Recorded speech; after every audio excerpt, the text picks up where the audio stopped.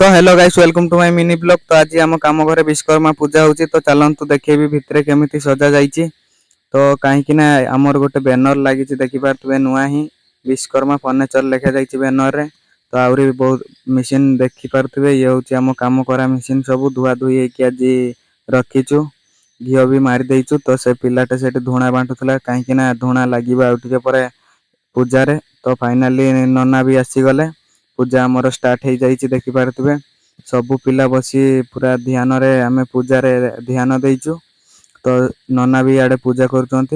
तो आमर पूजा चली थाए आमे सब ध्यान रे बसी था कहीं पूजा केतबेले सर बहुत जोरे भोक लगिला। तो एबे आमे पुष्पांजलि दौचु फूल हाथ रे नहीं पूरा दीटा हाथ रे जोड़ी ध्यान रे पुष्पांजलि दबु।